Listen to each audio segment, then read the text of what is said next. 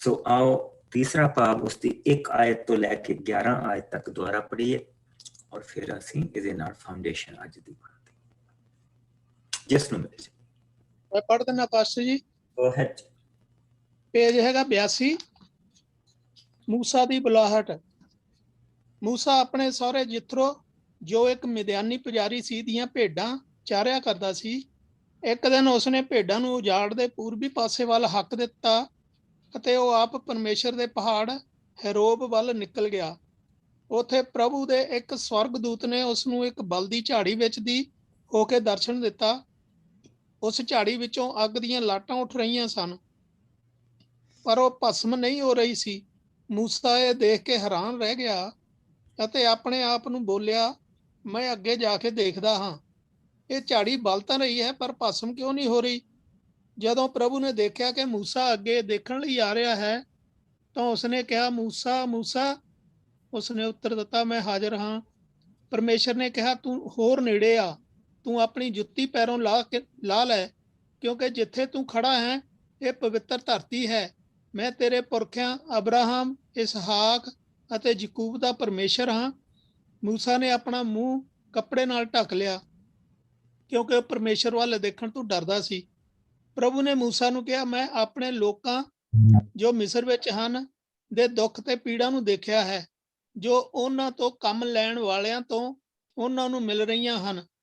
ਮੈਂ ਉਹਨਾਂ ਦੇ ਸਭ ਦੁੱਖਾਂ ਨੂੰ ਅਨੁਭਵ ਕੀਤਾ ਹੈ। ਮੈਂ ਉਹਨਾਂ ਨੂੰ ਮਿਸਰੀਆਂ ਦੇ ਹੱਥੋਂ ਛੁਟਕਾਰਾ ਦੇਣ ਦੇ ਲਈ ਹੇਠ ਉਤਰ ਆਇਆ ਹਾਂ। ਮੈਂ ਉਹਨਾਂ ਨੂੰ ਮਿਸਰ ਵਿੱਚੋਂ ਕੱਢ ਕੇ ਚੰਗੀ ਤੇ ਖੁੱਲੀ ਧਰਤੀ ਤੇ ਜੋ ਸਮੁੰਦਰ ਅਤੇ ਉਪਜਾਊ ਹੈ ਲੈ ਜਾਵਾਂਗਾ। ਮੈਂ ਉਹਨਾਂ ਨੂੰ ਕਨਾਨੀਆਂ, ਹਿੱਤੀਆਂ, ਅਮੋਰੀਆਂ, ਫਰਿਜੀਆਂ, ਹਿਵੀਆਂ ਅਤੇ ਜਬੂਸੀਆਂ ਦੀ ਧਰਤੀ ਦੇਵਾਂਗਾ। ਮੈਂ ਆਪਣੇ ਲੋਕਾਂ ਦੀ ਸੱਚਮੁੱਚ ਪੁਕਾਰ ਸੁਣੀ ਹੈ ਅਤੇ ਦੇਖਿਆ ਹੈ ਕਿ ਕਿਸ ਤਰ੍ਹਾਂ ਉਹਨਾਂ ਤੇ ਅਤਿਆਚਾਰ ਹੋ ਰਿਹਾ ਹੈ। ਮੈਂ ਤੈਨੂੰ ਫਿਰੌਨ ਰਾਜਾ ਕੋਲ ਘੱਲ ਰਿਹਾ ਹਾਂ ਕਿ ਤੂੰ ਮੇਰੇ ਲੋਕਾਂ ਇਸਰਾਏਲੀਆਂ ਨੂੰ ਮਿਸਰ ਵਿੱਚੋਂ ਕੱਢ ਕੇ ਲੈ ਆਵੇਂ। ਪਰ ਮੂਸਾ ਨੇ ਉੱਤਰ ਦਿੱਤਾ, ਮੈਂ ਕੌਣ ਹਾਂ ਕਿ ਜਾ ਕੇ ਮਿਸਰ ਦੇ ਰਾਜਾ ਨੂੰ ਆਖਾਂ ਕਿ ਇਸਰਾਏਲੀਆਂ ਨੂੰ ਮਿਸਰ ਵਿੱਚੋਂ ਜਾਣ ਦੇ। ਪੜੇ ਸੁਣੇ ਜਾਣ ਤੇ ਸਾਰਿਆਂ ਨੂੰ ਸ਼ੀਸ਼ ਬਰਕਤ ਮਿਲੇ। ਪ੍ਰਭੂ ਦੇ ਬਚਨ ਦੇ ਵਿੱਚ ਜਿਸ ਵੇਲੇ ਅਸੀਂ ਇੱਥੇ ਦੇਖਦੇ ਪਏ ਹਾਂ ਤਾਂ ਪ੍ਰਭੂ ਨੇ ਮੂਸਾ ਨੂੰ ਚੁਣਿਆ, ਜਿਹੜਾ 40 ਸਾਲ ਬਿਲਕੁਲ ਰਾਜਕੁਮਾਰਾਂ ਵਾਲੀ ਜ਼ਿੰਦਗੀ ਜੀਣੀ ਜੀ। ਲੇਕਿਨ ਉਸਨੂੰ ਪਤਾ ਆ ਕਿ ਮੈਂ ਇਬਰਾਨੀ, ਔਰ ਜਿਸ ਲਈ ਉਸਦੇ ਹੱਥੋਂ ਇੱਕ ਇਜਿਪਸ਼ਨ ਦਾ ਕਤਲ ਹੋ ਜਾਂਦਾ ਔਰ ਜਿਸ ਲਈ ਇੱਕ ਦੂਸਰੀ ਕੌਮ ਦੇ ਲੋਕ ਨੇ ਮਾਰ ਦਿੱਤਾ ਤੇ ਬੇਸ਼ੱਕ ਉਹ ਰਾਜਕੁਮਾਰ ਕਿਉਂ ਨਾ ਹੋਵੇ, ਅਡਾਪਟ ਕੀਤਾ ਵੀ ਚਾਹੇ ਰਾਜਕੁਮਾਰ ਹੋਵੇ, ਸਜ਼ਾ ਸੇਮ। ਸੋ ਉਸਨੂੰ ਉੱਥੋਂ ਉਹ ਡਰਦਾ ਦੌੜਾਇਆ ਔਰ ਉਹਦੇ ਖਿਆਲ ਦੇ ਵਿੱਚ ਕਿ ਮੈਂ ਲੁਕ ਗਿਆ, ਪਰ ਪ੍ਰਭੂ ਤੋਂ ਕੋਈ ਚੀਜ਼ ਨਹੀਂ ਲੁਕ ਕੇ ਦਿੱਤੀ। ਔਰ ਜੇ ਪ੍ਰਭੂ ਚਾਹੁੰਦਾ ਤੇ ਉਸਨੂੰ ਰਾਜੇ ਦੇ ਘਰ ਦੇ ਵਿੱਚੋਂ ਵੀ ਉਹ ਤਕੜਾ ਬਣਾ ਸਕਦਾ ਸੀ, ਸਾਰਾ ਕੁਝ ਕਰ ਸਕਦਾ ਸੀ। ਲੇਕਿਨ ਪ੍ਰਭੂ ਸਾਡਾ ਇਸ ਤਰ੍ਹਾਂ ਕੰਮ ਨਹੀਂ ਕਰਦਾ, ਉਹ ਖਾਲੀ ਕਰਦਾ। ਪਹਿਲਾਂ ਮੂਸਾ ਨੂੰ ਖਾਲੀ ਕਰਨ ਦੇ ਲਈ ਉਹਨੂੰ 40 ਸਾਲ ਲੱਗੇ। ਮੂਸਾ ਇਸ ਵੇਲੇ 80 ਸਾਲ ਦਾ ਔਰ ਉਹਦੇ ਹਿਸਾਬ ਦੇ ਨਾਲ ਉਸਦੀ ਹੁਣ ਜ਼ਿੰਦਗੀ ਜਿਹੜੀ ਆ ਉਹ ਬਸ ਠੀਕ ਆ, ਉਹ ਜਿੱਥੇ ਹੈ। ਔਰ 80 ਸਾਲ ਦੀ ਉਮਰ ਦੇ ਵਿੱਚ ਆ ਕੇ ਪ੍ਰਭੂ ਨੇ ਉਸਨੂੰ ਫੜਿਆ, ਉਸਨੂੰ ਚੇਤੇ ਕਰ ਕਿ ਤੂੰ ਜਾਏਗਾ ਔਰ ਤੂੰ ਜਾ ਕੇ ਫੈਰੋ ਨੂੰ ਕਹੇਗਾ, ਤੂੰ ਜਾ ਕੇ ਉਸਨੂੰ ਕਹੇਗਾ, ਫਿਰੌਨ ਨੂੰ ਕਹੇਗਾ, ਮੇਰਿਆਂ ਲੋਕਾਂ ਨੂੰ ਇੱਥੋਂ ਜਾ। ਔਰ ਮੂਸਾ ਦਾ ਸਵਾਲ ਬਿਲਕੁਲ ਠੀਕ ਆ, ਮੈਂ ਤਾਂ ਕਾਤਲ ਹਾਂ, ਮੈਂ ਤਾਂ ਵਾਂਟਿਡ ਹਾਂ। ਮੈਂ ਕੌਣ ਹੁੰਨਾ? ਸਭ ਤੋਂ ਪਹਿਲਾਂ ਮੈਂ ਉਸਨੂੰ ਕੌਣ ਹੁੰਨਾ? ਉਸਨੂੰ ਕਹਿਣ ਵਾਲਾ ਕਿ ਇਹਨਾਂ ਲੋਕਾਂ ਨੂੰ ਜਾਣਦੇ ਕਿ ਮੇਰੇ ਕਹੇ ਤੇ ਉਹ ਕਿੱਦਾਂ ਇਹ ਸਭ ਕੁਛ ਕਰੇਗਾ। ਦੇਖੋ ਪ੍ਰਭੂ ਕਿੰਨਾ ਸਿੰਪਲਿਸਿਟੀ ਦੇ ਨਾਲ ਸਾਰੀਆਂ ਚੀਜ਼ਾਂ ਕਰਦਾ। ਪ੍ਰਭੂ ਉਸ ਨੂੰ ਇਹ ਕਹਿ ਰਿਹਾ, ਮੈਂ ਤੇਰੇ ਨਾਲ ਜਾਊਂਗਾ, ਮੈਂ ਤੇਰੇ ਨਾਲ ਜਾਊਂਗਾ। ਇੱਥੋਂ ਅਸੀਂ ਇਹ ਚੀਜ਼ ਦੇਖ ਸਕਦੇ ਹਾਂ, ਜਿਸ ਵੇਲੇ 12ਵੀਂ ਆਇਤ ਦੇ ਵਿੱਚ ਅਸੀਂ ਆਉਂਦੇ ਹਾਂ, ਪਰਮੇਸ਼ਰ ਨੇ ਕਿਹਾ ਮੈਂ ਤੇਰੇ ਨਾਲ ਜਾਵਾਂਗਾ ਜਦੋਂ ਤੂੰ ਮੇਰੇ ਲੋਕਾਂ ਨੂੰ ਲੈ ਕੇ ਆ।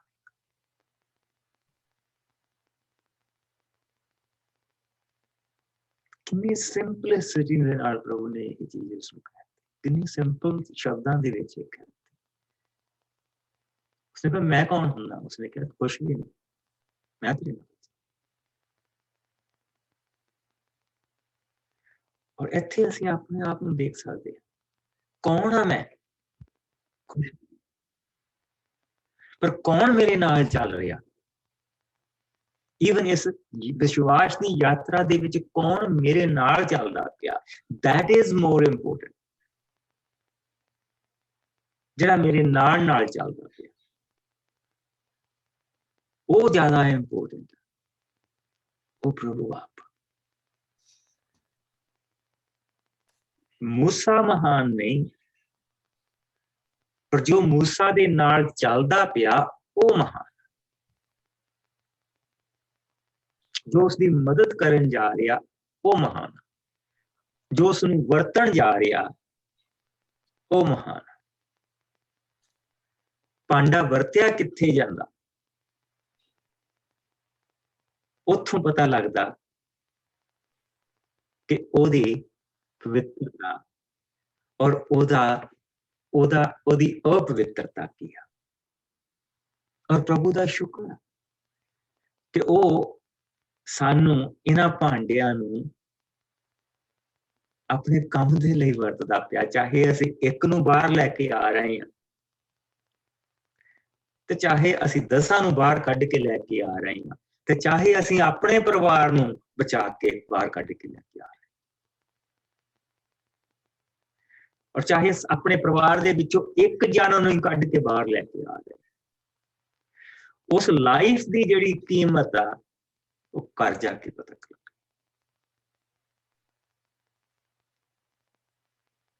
अगर घर नूं अग लग जाए और उस लकड़ी के घर च इत्थे,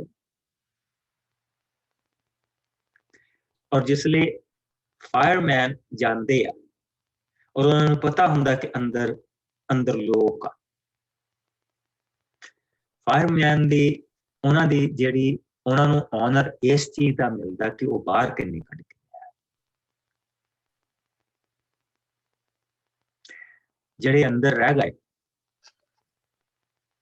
और उस अग दे विच सड़ गए, उन्हां दा डिसऑनर कदी फायरमैन नहीं। पर अगर फायरमैन उन्हां विचों 1 2 या 3 नूं बचा के कढ के बाहर लै आए तो उसका ऑनर उसमें जरूर मिलता। अगे तो लगी हुआ, अगे तो लगी हुआ, बस ये है कि असीं किन्नियां नूं बाहर कढ के लैके आ रहे, उसका ऑनर। चाहे असीं अपने घर दे विचों एक नूं बचा के बाहर ले आए, चाहे असीं अपने गुआंढियां नूं भी बचा के कढ के बाहर ले आए, ते चाहे असीं सारी बिल्डिंग नूं कढ के बाहर ले आए, ऑनर उन्ना ही। प्रभु इस चीज में इस तरह नहीं देखता। सो मूसा नूं उसने इत्थे चुनिया कि तू जाएगा, वो कहंदा मैं कौन आ? कहंदा मैं तेरे नाल जाऊंगा, क्योंकि तू जाएगा तो तेरे नाल मैं जाऊंगा। Now that is the main thing, कि मैं जा रहा कि मेरे नाल भी कोई जा रहा कि नहीं जा रहा, that is more important। और इस क्वेश्चन का असीं अगे जाके जवाब देखांगे। सो आओ 12 तो लैके असीं 17 तक इसनूं देखते।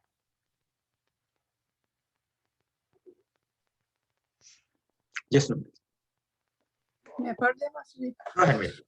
हाँ जी। परमेश्वर ने कहा मैं तेरे नाल जावांगा ਜਦੋਂ ਤੂੰ ਮੇਰੇ ਲੋਕਾਂ ਨੂੰ ਲੈ ਕੇ ਆਵੇਂਗਾ ਤਾਂ ਤੂੰ ਇਸ ਪਹਾੜ ਤੇ ਮੇਰੀ ਪੂਜਾ ਕਰੇਗਾ, ਇਹ ਹੀ ਇਸ ਦਾ ਚਿੰਨ੍ਹ ਹੋਵੇਗਾ ਕਿ ਮੈਂ ਤੈਨੂੰ ਘੱਲਿਆ ਸੀ। ਮੂਸਾ ਨੇ ਪਰਮੇਸ਼ਰ ਨੂੰ ਕਿਹਾ, ਜਦੋਂ ਮੈਂ ਇਜ਼ਰਾਈਲੀ ਲੋਕਾਂ ਕੋਲ ਜਾਵਾਂਗਾ ਅਤੇ ਉਹਨਾਂ ਨੂੰ ਆਖਾਂਗਾ, ਮੈਨੂੰ ਤੁਹਾਡੇ ਪੁਰਖਿਆਂ ਦੇ ਪਰਮੇਸ਼ਰ ਨੇ ਘੱਲਿਆ ਹੈ, ਤਾਂ ਉਹ ਮੈਨੂੰ ਪੁੱਛਣਗੇ, ਉਸ ਦਾ ਨਾਂ ਕੀ ਹੈ? ਮੈਂ ਇਸ ਦਾ ਕੀ ਉੱਤਰ ਦੇਵਾਂਗਾ? ਪਰਮੇਸ਼ਰ ਨੇ ਕਿਹਾ, ਮੈਂ ਹਾਂ ਜੋ ਮੈਂ ਹਾਂ। ਸੋ ਤੂੰ ਉਹਨਾਂ ਨੂੰ ਕਹੀਂ, ਮੈਂ ਹਾਂ ਨੇ ਤੈਨੂੰ ਘੱਲਿਆ ਹੈ। ਤੂੰ ਉਹਨਾਂ ਨੂੰ ਕਹੀਂ ਕਿ ਮੈਂ ਪ੍ਰਭੂ ਅਰਥਾਤ ਉਹਨਾਂ ਦੇ ਪੁਰਖਿਆਂ ਅਬਰਾਹਮ, ਇਸਹਾਕ ਅਤੇ ਯਾਕੂਬ ਦੇ ਪਰਮੇਸ਼ਰ ਨੇ ਤੈਨੂੰ ਘੱਲਿਆ ਹੈ। ਮੇਰਾ ਨਾਂ ਇਹ ਹੀ ਅਨੰਤ ਕਾਲ ਤੱਕ ਰਹੇਗਾ ਤੇ ਆਉਣ ਵਾਲੀਆਂ ਪੀੜ੍ਹੀਆਂ ਇਸੇ ਨਾਲ ਮੈਨੂੰ ਜਾਣਨਗੀਆਂ, ਪੁਕਾਰਨਗੀਆਂ। ਤੂੰ ਜਾ ਕੇ ਇਜ਼ਰਾਈਲੀਆਂ ਦੇ ਬਜ਼ੁਰਗਾਂ ਨੂੰ ਇਕੱਠਿਆਂ ਕਰਕੇ ਦੱਸ ਕਿ ਮੈਂ ਤੁਹਾਡੇ ਪੁਰਖਿਆਂ ਅਬਰਾਹਮ, ਇਸਹਾਕ ਅਤੇ ਯਾਕੂਬ ਦੇ ਪਰਮੇਸ਼ਰ ਨੇ ਤੈਨੂੰ ਦਰਸ਼ਨ ਦੇ ਕੇ ਕਿਹਾ ਹੈ, ਮੈਂ ਦੇਖਿਆ ਹੈ ਕਿ ਤੁਹਾਡਾ ਮਿਸਰ ਵਿੱਚ ਕਿੰਨਾ ਬੁਰਾ ਹਾਲ ਹੋ ਰਿਹਾ ਹੈ। ਮੈਂ ਤੁਹਾਨੂੰ ਮਿਸਰ ਦੇ ਦੁੱਖਾਂ ਵਿੱਚੋਂ ਬਾਹਰ ਕੱਢ ਕੇ ਇੱਕ ਇਹੋ ਜਿਹੀ ਧਰਤੀ ਤੇ ਲੈ ਜਾਵਾਂਗਾ ਜੋ ਸੁੰਦਰ ਅਤੇ ਉਪਜਾਊ ਹੈ, ਅਰਥਾਤ ਕਨਾਨੀਆਂ, ਹਿੱਤੀਆਂ, ਮੋਰੀਆਂ, ਫਰੀਜੀਆਂ, ਹਿੱਤੀਆਂ ਅਤੇ ਜਬੂਸੀਆਂ ਦੀ ਧਰਤੀ ਉੱਤੇ। ਆਮੀਨ। ਸੋ ਹੁਣ ਅਸੀਂ ਅਗਰ ਦੁਬਾਰਾ ਫਿਰ ਦੇਖੀਏ ਤੇ ਪ੍ਰਭੂ ਦਾ ਸਾਰਾ ਧਿਆਨ ਫਿਰ ਆਪਣੇ ਨੇਮ ਤੇ, ਉਹ ਬਚਨ ਜੋ ਨੇਮ ਉਸਨੇ ਅਬਰਾਹਮ ਦੇ ਨਾਲ ਬੰਨਿਆ ਸੀ, ਉਸ ਨੇਮ ਦੇ ਉੱਤੇ ਸਾਰਾ ਧਿਆਨ। ਸੋ ਜਿੱਦਾਂ ਅਸੀਂ ਸ਼ੁਰੂ ਦੇ ਵਿੱਚ ਦੇਖਿਆ ਸੀ ਕਿ ਪ੍ਰਭੂ ਦੇ ਵਚਨ ਨੂੰ ਅਸੀਂ ਵਚਨ ਇਸ ਕਰਕੇ ਨਹੀਂ ਕਹਿੰਦੇ ਕਿ ਉਸ ਦਾ ਵਚਨ, ਅਸੀਂ ਇਸ ਕਰਕੇ ਇਸ ਨੂੰ ਪ੍ਰਭੂ ਦਾ ਵਚਨ ਕਹਿੰਦੇ ਹਾਂ ਕਿਉਂਕਿ ਵਚਨ ਜੋ ਉਹ ਦਿੰਦਾ ਉਸ ਨੂੰ ਉਹ ਰੱਖਦਾ, ਉਹ ਉਸ ਨੂੰ ਹਰ ਹਾਲਤ ਦੇ ਵਿੱਚ ਪੂਰਾ ਕਰਦਾ। ਉਹ ਆਪਣੇ ਵਚਨ ਦਾ ਧਨੀ ਹੈ ਔਰ ਉਹ ਜ਼ਿੰਦਗੀਆਂ ਦੇ ਵਿੱਚ ਆਪਣੇ ਵਚਨ ਨੂੰ ਪੂਰਾ ਕਰਦਾ। ਸੋ ਅਸੀਂ ਇੱਥੇ ਪ੍ਰਭੂ ਦੇ ਵਚਨ ਦੇ ਵਿੱਚ ਇਹ ਦੇਖਦੇ ਪਏ ਹਾਂ ਕਿ ਉਸਨੇ ਕਿਹਾ ਕਿ ਇਸ ਦਾ ਚਿੰਨ੍ਹ ਕੀ ਹੋਵੇਗਾ। ਕਹਿੰਦਾ ਤੂੰ ਮੁੜ ਕੇ ਆ ਕੇ ਇਸੇ ਜਗ੍ਹਾ ਦੇ ਉੱਤੇ ਤੂੰ ਉਪਾਸਨਾ ਕਰੇਗਾ, ਇਸ ਦਾ ਚਿੰਨ੍ਹ ਇਹ ਹੋਵੇਗਾ। ਸੋ ਫਿਰ ਹੁਣ ਅਗਲਾ ਕੁਐਸਚਨ ਕਿ ਉਹ ਜਿਸ ਲਈ ਮੈਨੂੰ ਪੁੱਛਣਗੇ ਕਿ ਤੈਨੂੰ ਕਿਹੜੇ ਦੇਵਤੇ ਨੇ ਘੱਲਿਆ, ਜਿਹੜਾ ਕੁਐਸਚਨ ਉਸਨੇ ਪੁੱਛਿਆ ਹੋਇਆ ਤੈਨੂੰ ਕਿਹੜੇ ਦੇਵਤੇ ਨੇ ਘੱਲਿਆ।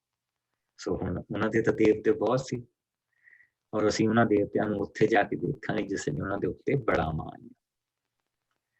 ਉਹਨਾਂ ਦੇ ਤਾਂ ਵੱਖਰੇ ਵੱਖਰੇ ਦੇਵਤੇ ਸੀ, ਪਾਣੀ ਦਾ ਕੋਈ ਦੇਵਤਾ, ਉਹਨਾਂ ਦੇ ਦੂਜਾ ਖਾਦ ਖੁਰਾਕ ਦਾ ਕੋਈ, ਫਸਲ ਦਾ ਕੋਈ ਦੇਵਤਾ, ਜ਼ਿੰਦਗੀ ਦਾ ਕੋਈ ਦੇਵਤਾ, ਬੱਚਿਆਂ ਦਾ ਕੋਈ ਦੇਵਤਾ, ਸਾਰੇ ਦੇਵਤੇ ਸੀ। ਮੈਂ ਉਹਨਾਂ ਨੂੰ ਜਾ ਕੇ ਕੀ ਦੱਸਾਂ, ਤੇਰਾ ਨਾਂ ਕੀ ਹੈ? ਔਰ ਪ੍ਰਭੂ ਨੇ ਸਿੰਪਲੀ ਇੱਥੇ ਸੈਂਟੈਂਸ ਕਿਹਾ, ਮੈਂ ਹਾਂ ਜੋ ਮੈਂ ਨੇ ਤੈਨੂੰ ਘੱਲਿਆ। याहवे, मैं हाँ जो मैं हूं ने तेनू घल्लिया। और ये कहना आने वाली पुश्तां मैंने इसे तरह जानन, मैं हूं जो मैं। और इसे करके साडे प्रभु का नाम भी यहोशुआ से, जिहड़े आखिरी अखर ਉਹ ਇਹੋ ਹੀ ਜਿਹੜੇ WH ਦੇ ਨਾਲ ਅਸੀਂ ਪ੍ਰਭੂ ਯਿਸੂ ਨੂੰ ਵੀ ਜਾਣਦੇ ਹਾਂ, IHWH ਇਹੋ ਹੀ ਅੱਖਰ ਚੱਲਦੇ ਪਏ ਆ, ਲੇਕਿਨ ਅਸੀਂ ਉਹ ਉੱਥੇ ਜਾ ਕੇ ਦੇਖਾਂਗੇ। ਸੋ ਮੈਂ ਹਾਂ ਜਿਸ ਨੇ ਤੈਨੂੰ ਘੱਲਿਆ, ਤੂੰ ਜਾ ਕੇ ਉਹਨਾਂ ਨੂੰ ਦੱਸ ਕਿ ਤੈਨੂੰ ਮੈਂ ਹਾਂ ਘੱਲਿਆ, ਖੁਦ ਹੀ ਜੋ ਖੁਦਾ ਹੈ। So that is what it is. ਔਰ ਉਹਨਾਂ ਨੂੰ ਦੱਸ ਦੇ ਕਿ ਮੈਨੂੰ अब्राहम, इसहाक और याकूब के परमेश्वर ने तेनू घल्लिया, मेरा ਨਾਂ अनंत काल तक ਇਹੋ ਹੀ ਰਹੇਗਾ, मैं हाँ जो मैं हाँ, मैं हाँ जो मैं हाँ। जिस लिए हम प्रभु यीशु मसीह ਦੇ ਸ਼ਬਦਾਂ ਨੂੰ ਨਾ ਜਾ ਕੇ ਪੜ੍ਹਨਾ, ਉੱਥੇ ਜਾ ਕੇ ਸਾਰੀ ਚੀਜ਼ ਖੁੱਲਣੀ। ਸੋ ਅੱਗੇ ਉਸਨੇ ਦੇਖੋ ਪ੍ਰਭੂ ਨੇ ਫਿਰ ਉਸਨੂੰ ਇਹੋ ਹੀ ਚੀਜ਼ ਕਿਹਾ। ਹੁਣ 17ਵੀਂ ਆਇਤ ਦੇ ਵਿੱਚ ਜਿਸ ਲਈ ਅਸੀਂ ਆ ਜਾਂਦੇ, मैं तुहानू मिस्र दे दुखां दे विचों बाहर कढ़ के एक ऐसी धरती ते लै जावांगा जो सुंदर अते उपजाऊ है, अर्थात कनानियां, हित्तियां, अमोरियां, फ्रिजियां, हित्तियां अते यबूसियां दी धरती। Do you see that? ਸੋ ਪ੍ਰਭੂ ਦਾ ਜਿਹੜਾ ਨੇਮ ਆ ਉਹ ਇੱਥੇ ਫੇਰ ਗੂੰਜਦਾ ਪਿਆ, ਜਿਹੜਾ ਉਹਨੇ ਨੇਮ ਬੰਨਿਆ ਆ। ਔਰ ਇਹੋ ਹੀ ਨੇਮ, ਇਸ ਤੋਂ ਵੀ ਵੱਡਾ ਨੇਮ ਉਸਨੇ ਸਾਡੇ ਨਾਲ ਬੰਨਿਆ ਹੈ। ਸੋ ਪੁਰਾਣੇ ਨੇਮ ਨੂੰ ਅਸੀਂ ਪੂਰਾ ਹੁੰਦਾ ਦੇਖਾਂਗੇ, ਔਰ ਜਿਸ ਲਈ ਅਸੀਂ ਨਵੇਂ ਨੇਮ ਦੇ ਵਿੱਚ ਜਾਵਾਂਗੇ ਤਾਂ ਫਿਰ ਸਾਨੂੰ ਪਤਾ ਲੱਗੂ ਸਾਨੂੰ ਮਿਲਿਆ ਕੀ ਕੁਛ ਆ, ਔਰ ਅਸੀਂ ਪੈ ਕਿਹੜੀਆਂ ਚੀਜ਼ਾਂ ਦੇ ਵਿੱਚ ਗਏ, ਸਾਨੂੰ ਬਰਕਤਾਂ ਕਿਹੜੀਆਂ ਮਿਲੀਆਂ ਤੇ ਅਸੀਂ ਪੈ ਕਿਹੜੀਆਂ ਚੀਜ਼ਾਂ ਚ ਗਏ। ਸੋ ਅੱਗੇ ਬੜੀ ਪਿਆਰੀ ਚੀਜ਼ ਆਉਂਦੀ 18 ਤੋਂ ਲੈ ਕੇ 23 ਤੱਕ, ਜਿਸ ਨੂੰ ਮਿਲ ਜਾਏ ਇਸ ਨੂੰ ਪੜ੍ਹ ਲੈ। ਮੇਰੇ ਲੋਕ ਤੇਰਾ ਕਹਿਣਾ ਮੰਨਣਗੇ, ਫਿਰ ਤੂੰ ਇਸਰਾਇਲ ਦੇ ਬਜ਼ੁਰਗਾਂ ਨੂੰ ਨਾਲ ਲੈ ਕੇ ਮਿਸਰ ਦੇ ਰਾਜਾ ਕੋਲ ਜਾਣਾ ਅਤੇ ਉਸ ਨੂੰ ਇਸ ਤਰ੍ਹਾਂ ਨਾਲ ਕਹਿਣਾ, ਇਬਰਾਨੀਆਂ ਦੇ ਪ੍ਰਭੂ ਪਰਮੇਸ਼ਰ ਨੇ ਸਾਨੂੰ ਦਰਸ਼ਨ ਦਿੱਤੇ ਹਨ। ਤੁਸੀਂ ਸਾਨੂੰ 3 ਦਿਨਾਂ ਦੇ ਸਫ਼ਰ ਦੇ ਲਈ ਇਜਾਜ਼ਤ ਦਿਓ ਕਿ ਅਸੀਂ ਉੱਥੇ ਜਾ ਕੇ ਆਪਣੇ ਪ੍ਰਭੂ ਪਰਮੇਸ਼ਰ ਨੂੰ ਬਲੀ ਚੜਾਈਏ। ਮੈਂ ਜਾਣਦਾ ਕਿ ਮਿਸਰ ਦਾ ਰਾਜਾ ਤੁਹਾਨੂੰ ਨਹੀਂ ਜਾਣ ਦੇਵੇਗਾ ਜਦੋਂ ਤੱਕ ਕਿ ਉਸ ਤੇ ਜ਼ੋਰ ਨਹੀਂ ਪਾਇਆ ਜਾਵੇਗਾ। ਇਸ ਲਈ ਮੈਂ ਆਪਣਾ ਹੱਥ ਮਿਸਰ ਤੇ ਪਾਵਾਂਗਾ ਅਤੇ ਮਿਸਰੀਆਂ ਨੂੰ ਆਪਣੇ ਅਦਭੁਤ ਭਿਅੰਕਰ ਕੰਮਾਂ ਦੁਆਰਾ ਸਜ਼ਾ ਦੇਵਾਂਗਾ। ਇਹ ਹੋਣ ਤੇ ਉਹ ਤੁਹਾਨੂੰ ਜਾਣ ਦੇਵੇਗਾ। ਮੇਰੇ ਲੋਕ ਉਸ ਸਮੇਂ ਖਾਲੀ ਹੱਥੀਂ ਬਾਹਰ ਨਹੀਂ ਨਿਕਲਣਗੇ। ਮੈਂ ਮਿਸਰੀਆਂ ਦੇ ਦਿਲ ਤੁਹਾਡੇ ਵੱਲ ਨਰਮ ਕਰ ਦੇਵਾਂਗਾ। ਫਿਰ ਇਸਰਾਏਲੀ ਆਪਣੀ ਮਿਸਰੀ ਗੁਆਂਢਣ ਜਾਂ ਮਿੱਤਰ ਕੋਲੋਂ ਕੱਪੜੇ ਤੇ ਸੋਨੇ ਦੇ ਗਹਿਣੇ ਉਧਾਰ ਮੰਗਣਗੇ। ਉਹ ਸਭ ਕੁਝ ਆਪਣੇ ਪੁੱਤਰਾਂ ਧੀਆਂ ਨੂੰ ਪਹਿਨਾ ਦੇਣਾ। ਇਸ ਤਰ੍ਹਾਂ ਤੁਸੀਂ ਮਿਸਰੀਆਂ ਦਾ ਧਨ ਆਪਣੇ ਨਾਲ ਲੈ ਕੇ ਜਾਵੋਗੇ। ਆਮੀਨ। ਮਿਸਰੀਆਂ ਦਾ ਧਨ ਆਪਣੇ ਨਾਲ ਲੈ ਕੇ ਜਾਓਗੇ। ਉਹ ਤਾਂ ਵਿਚਾਰਾ ਹਾਲੇ ਇਸੇ ਪਜ਼ਲ ਦੇ ਵਿੱਚ ਪਿਆ ਆ ਕਿ ਅਸੀਂ ਮੈਂ ਜਾਵਾਂ ਕਿ ਨਾ ਜਾਵਾਂ, ਤੇ ਪ੍ਰਭੂ ਨੇ, ਕਿਉਂਕਿ ਪ੍ਰਭੂ ਨੇ ਕਿਹਾ ਮੈਂ ਤੇਰੇ ਨਾਲ ਜਾਊਂਗਾ, ਤੇ ਪ੍ਰਭੂ ਨੇ ਕਿਹਾ ਮੈਂ ਤੇਰੇ ਨਾਲ ਜਾਊਂਗਾ, ਤੇ ਆਹ ਚੀਜ਼ਾਂ you see that ਕਿ ਉਹ ਕਿਸ ਤਰ੍ਹਾਂ ਪ੍ਰਭੂ ਕਿਸ ਤਰ੍ਹਾਂ ਉਸਦੇ ਨਾਲ ਸਾਰੀ ਚੀਜ਼ ਕਰਦਾ ਪਿਆ। ਸੋ ਉਹਨੇ ਸਿਰਫ ਜਾਣਾ ਆ ਔਰ ਪ੍ਰਭੂ ਦੇ ਲਈ ਬੋਲਣਾ ਹੈ। ਲੇਕਿਨ ਪ੍ਰਭੂ ਇਹ ਕਹਿ ਰਿਹਾ ਕਿ ਮੇਰੇ ਲੋਕ ਤੇਰਾ ਕਹਿਣਾ ਮੰਨਣਗੇ, ਫਿਰ ਤੂੰ ਇਜ਼ਰਾਈਲ ਦੇ ਬਜ਼ੁਰਗਾਂ ਨੂੰ ਨਾਲ ਲੈ ਕੇ ਮਿਸਰ ਦੇ ਰਾਜਾ ਦੇ ਕੋਲ ਜਾਣਾ ਤੇ ਉਸ ਨੂੰ ਇਸ ਤਰ੍ਹਾਂ ਕਹਿਣਾ। ਇਸ ਚੀਜ਼ ਦੇ ਉੱਤੇ ਧਿਆਨ ਦਿਓ, ਕਿਉਂਕਿ ਬਾਕੀ ਦਾ ਹਿੱਸਾ ਤਾਂ ਅਸੀਂ ਕੱਲ ਨੂੰ ਵੀ ਦੇਖ ਸਕਦੇ ਹਾਂ। ਜਿਹੜੀ ਮੈਂ ਮੇਨ ਚੀਜ਼ ਇੱਥੇ ਹੁਣ ਦੇਖਣ ਲੱਗੀ ਸੀ, ਅਸੀਂ ਜਾਣਦੇ ਨਹੀਂ, ਅਸੀਂ ਬੋਲਦੇ ਨਹੀਂ, ਪਰ ਪ੍ਰਭੂ ਨੇ ਜਿਹੜੀ ਸਾਨੂੰ ਬਰਕਤ ਦਿੱਤੀ ਹੋਇਆ ਕਿ ਤੂੰ ਜਾ ਕੇ ਦੱਸ, ਤੂੰ ਜਾ ਕੇ ਬੋਲ। ਕਿਉਂਕਿ ਸਾਨੂੰ ਜਿਹੜੀ ਮੂਸਾ ਦੇ ਵਾਂਗ ਹੀ ਜਿਹੜੀ ਜਵਾਬ ਦਿੱਤੀ ਗਈ ਆ, ਉਹ ਦੂਸਰੇ ਕੂਚ ਦੇ ਲਈ ਆ। ਇਹ ਪਹਿਲਾ ਕੂਚ ਆ, ਉਹ ਦੂਸਰੇ ਕੂਚ ਦੀ ਤਿਆਰੀ ਹੋ ਰਹੀ। ਅਗਰ ਉਸ ਦੂਸਰੇ ਕੂਚ ਦੇ ਵਿੱਚ ਅੱਜ ਸਾਡੀ ਬੱਚੀ ਵਿਸ਼ਵਾਸ ਨਾ ਕਰਦੀ ਹੁੰਦੀ ਤਾਂ ਉਸਨੇ ਆਪਣੇ ਬਾਪ ਨੂੰ ਕਦੀ ਨਹੀਂ ਸੀ ਦੱਸਣਾ, ਘਰ 'ਚ ਸ਼ਾਂਤੀ ਰੱਖਣ ਦੀ ਖਾਤਰ। ਲੇਕਿਨ ਨਹੀਂ, ਔਰ ਅੱਜ ਵਿਛੋੜੇ ਦਾ, ਸਰੀਰਕ ਵਿਛੋੜੇ ਦਾ ਦੁੱਖ ਤਾਂ ਹੈ, ਪਰ ਆਤਮਾ ਦਾ ਪਤਾ ਉਹ ਕਿੱਥੇ। ਉਸਦੇ ਵਿੱਚ ਇੱਕ ਆਨੰਦ ਛੁਪਿਆ ਹੈ, ਦੁੱਖ ਵਿੱਚ ਵੀ ਇੱਕ ਆਨੰਦ ਛੁਪਿਆ ਹੈ। ਸੋ ਇਹ ਗੱਲ ਨੂੰ ਮਨਾਉਣਾ ਕੰਮ ਕਿਹਦਾ ਆ? ਇਹ ਪ੍ਰਭੂ ਦਾ ਕੰਮ। ਇਹ ਉਸ ਮਹਾਨ ਪਰਮੇਸ਼ਵਰ ਦਾ ਕੰਮ। ਸੋ ਉਸਨੂੰ ਕਿਹਾ ਕਿ ਤੂੰ ਜਾ, ਉਹਨਾਂ ਨੂੰ ਇਹ ਕਹਿ, ਤਾਂ ਉਹ ਮੰਨਣਗੇ। ਕੀ ਕਿੱਦਾਂ ਕਿਹਾ? ਮੇਰੇ ਲੋਕ ਤੇਰਾ ਕਹਿਣਾ ਮੰਨਣਗੇ, ਫਿਰ ਤੂੰ ਇਜ਼ਰਾਈਲੀ ਬਜ਼ੁਰਗਾਂ ਨੂੰ ਲੈ ਕੇ ਮਿਸਰ ਦੇ ਰਾਜਾ ਦੇ ਕੋਲ ਜਾਣਾ ਅਤੇ ਉਸ ਨੂੰ ਇਸ ਤਰ੍ਹਾਂ ਕਹਿਣਾ ਕਿ ਇਬਰਾਨੀਆਂ ਦੇ ਪ੍ਰਭੂ ਪਰਮੇਸ਼ਰ ਨੇ ਸਾਨੂੰ ਦਰਸ਼ਨ ਦਿੱਤੇ ਹਨ ਅਤੇ ਤੁਸੀਂ ਸਾਨੂੰ 3 ਦਿਨਾਂ ਦੇ ਸਫ਼ਰ ਦੇ ਲਈ ਉਜਾੜ ਦੇ ਵਿੱਚ ਜਾਣ ਦਿਓ ਕਿ ਅਸੀਂ ਉੱਥੇ ਜਾ ਕੇ ਆਪਣੇ ਪ੍ਰਭੂ ਪਰਮੇਸ਼ਰ ਦੇ ਲਈ ਬਲੀ ਚੜਾਈਏ। ਠੀਕ। ਔਰ